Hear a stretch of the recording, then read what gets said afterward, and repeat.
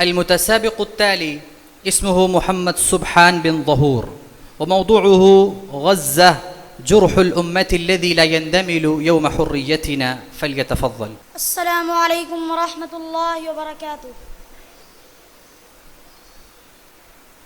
الحمد لله القوي العزيز الجبار المنتقم، والصلاة والسلام على من بكى لأمته وقال: اللهم أمتي أمتي، وعلى آله وصحبه الأبرار ومن سار على دربه فاقتفى أثره إلى يوم القرار.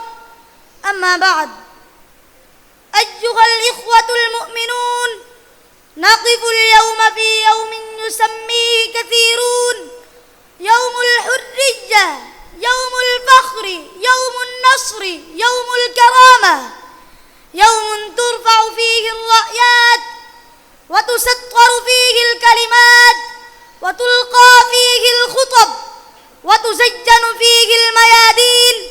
لكن أي حرية هذه، وأي كرامة تدعى، وأي نصر يحتفل به؟ غزة، نعم غزة ما زالت تحت القصف. غزة تلك المدينة الصغيرة في مساحتها، الكبيرة في معاناتها، العظيم في صمودها، الجريح في ليلها ونهارها، المنكوب في خبزها ومائها، المثكول في أبنائها ونسائها، المحاصرة منذ سنين، المحروق بالقنابل، المحروق بالصمت، المحروق بالخيانة. غزة التي هي جرح الأمة الذي لا يندمل ولا ينسى ولا يداوي. أيها الإخوة، غزة ليست رقعة جغرافية فقط، بل هي معنى، بل هي عقيدة، بل هي وصمة على جبين هذه الأمة إن سكتت.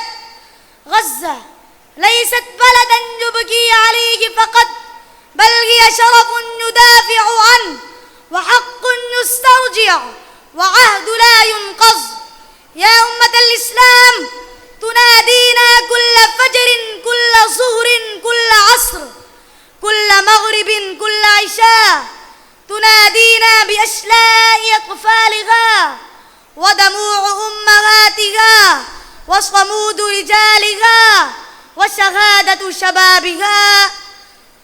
ختاما، اللهم انصر غزة، اللهم اربط على قلوب أهلها، اللهم اجعل لها من كل هم فرجا، ومن كل ضيق مخرجا، ومن كل ظلم نصرا.